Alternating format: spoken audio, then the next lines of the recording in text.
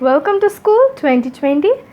আজকে আমরা elementary science class 4 chapter 7 page 50 থেকে পড়ব। লাস্ট ক্লাসে আমরা 49 পর্যন্ত পড়েছি।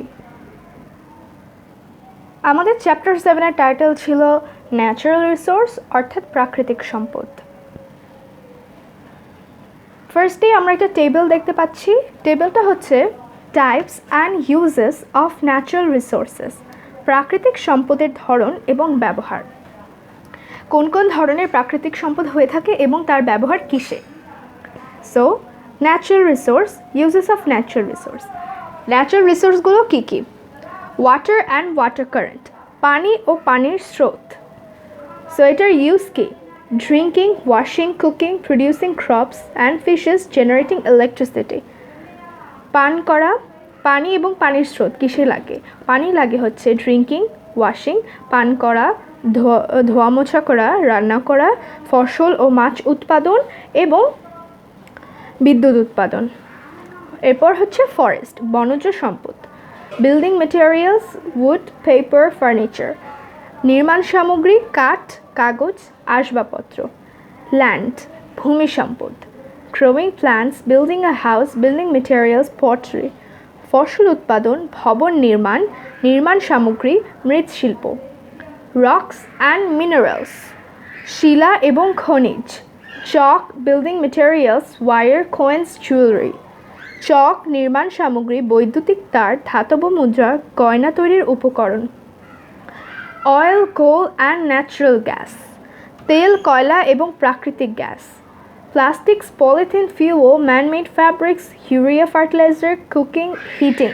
আচ্ছা, oil, gas and natural gas আমরা কীভাবে ইউজ করতে পারি? এই তিনটা জিনিস পুড়িয়ে আমরা যে হিট পাই সেখান থেকে প্লাস্টিক, পলিথিন, প্লাস্টিক সামগ্রী, পলিথিন, ফিউল অর্থাৎ জ্বালানি, ম্যানমেড ফ্যাব্রিক্স, কৃত্রিম তন্তু, ইউরিয়া ফার্টিলাইজার, ইউরিয়া সার, রান্না, কুকিং অ্যান্ড হিটিং, তাপ ও বিদ্যুৎ উৎপাদন। এয়ার অর উইন্ড, বাতাস। Breathing, making foods for plants, inflating tyres, electricity. শ্বাস প্রশ্বাস নেওয়ার জন্য, উদ্ভিদের খাদ্য তৈরির জন্য বল ও টায়ার ফুলানো, বিদ্যুৎ উৎপাদন। সানলাইট, সূর্যের আলো। Growing crops, light, making food for plants, electricity. শস্য উৎপাদন, আলো, উদ্ভিদের খাদ্য তৈরি, বিদ্যুৎ উৎপাদন। ওকে, এখন ন্যাচারাল রিসোর্সেস ইন বাংলাদেশ। বাংলাদেশের প্রাকৃতিক সম্পদ। বাংলাদেশে কী কী প্রাকৃতিক সম্পদ আছে এখন এটা আমরা পড়ব।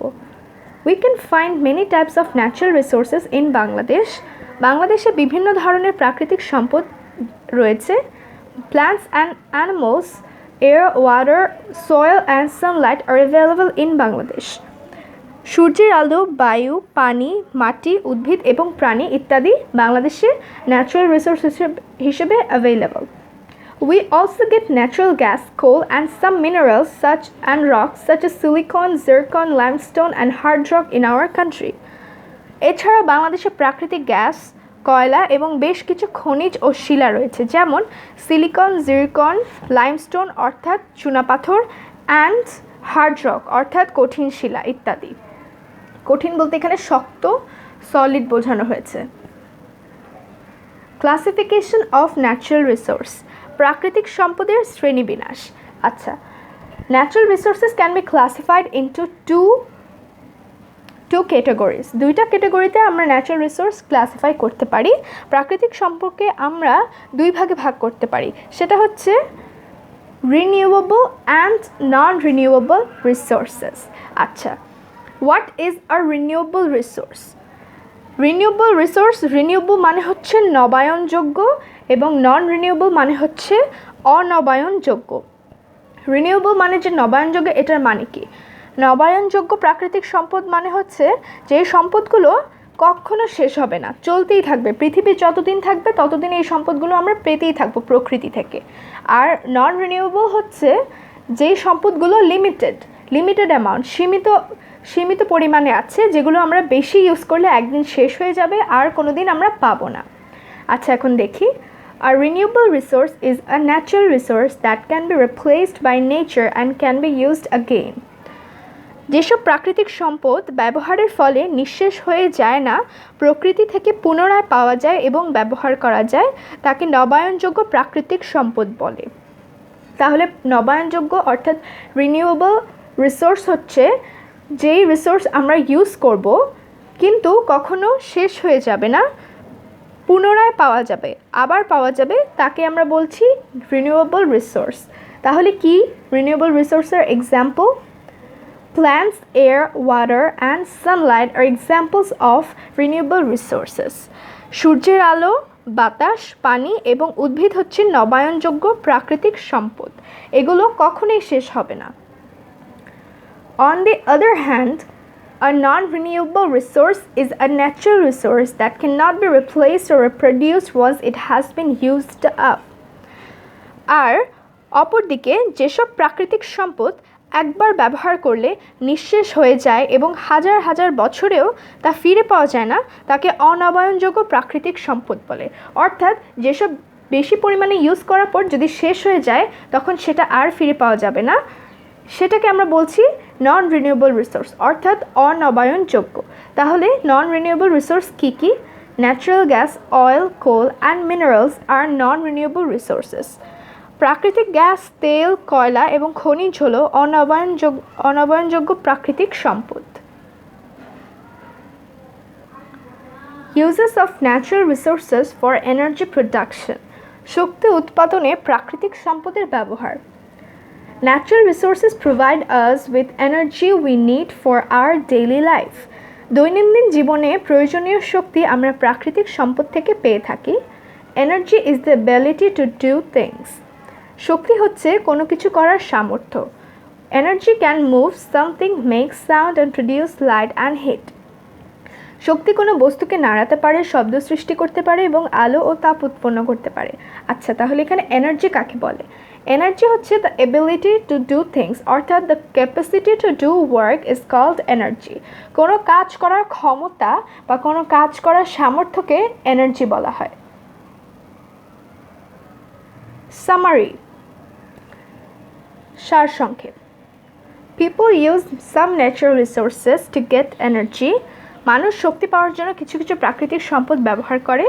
Anything that can be use to produce energy is called an energy resource. মানুষ শক্তি উৎপাদনের জন্য যা কিছু ব্যবহার করে তাই শক্তির উৎস। Sunlight, wind, water current, oil, coal and natural gas are energy resources. যেমন সূর্যের আলো, বায়ু প্রবাহ, পানির স্রোত, তেল, কয়লা এবং প্রাকৃতিক গ্যাস হচ্ছে ন্যাচারাল রিসোর্স। কারণ সানলাইট দিয়ে আমরা ইলেকট্রিসিটি তৈরি করতে পারি, ইলেকট্রিসিটি উৎপাদন করতে পারি। ইলেকট্রিসিটি একটা শক্তি।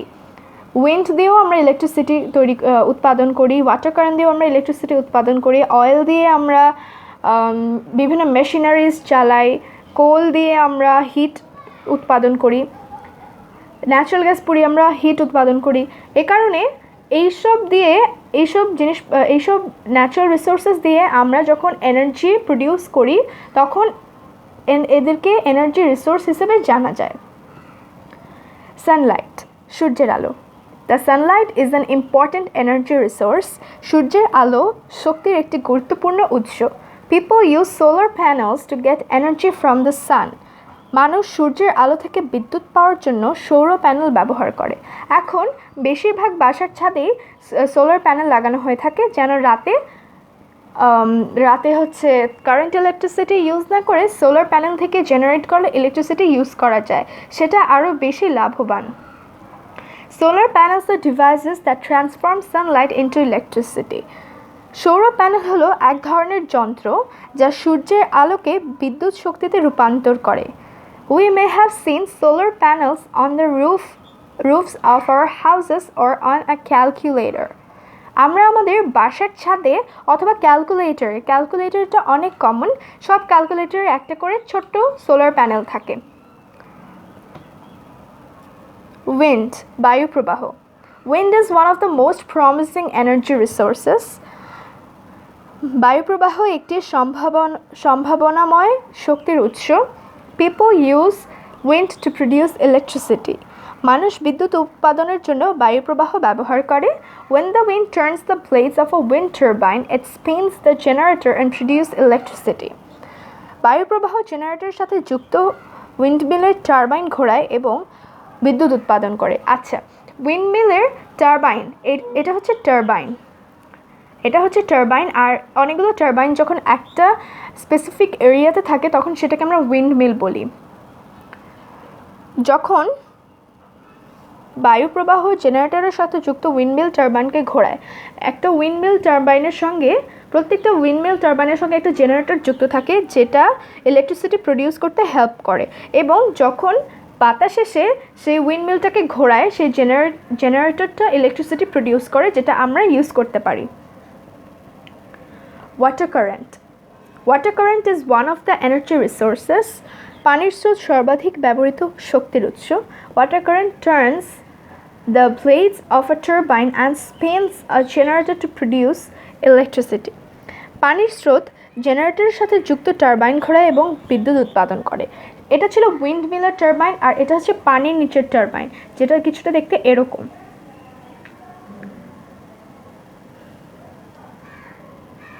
Oil, coal and natural gas. Oil, coal and natural gas are non-renewable resources. তেল, কয়লা এবং প্রাকৃতিক গ্যাস অনবায়নযোগ্য শক্তির উৎস। দে আর কল্ড ফসিল ফিউলস। এগুলোকে জীবাশ্ম জ্বালানি বলে। When they are burnt, they produce heat. যখন তাদেরকে এগুলোকে পোড়ানো হয় তখন তাপ উৎপন্ন হয়।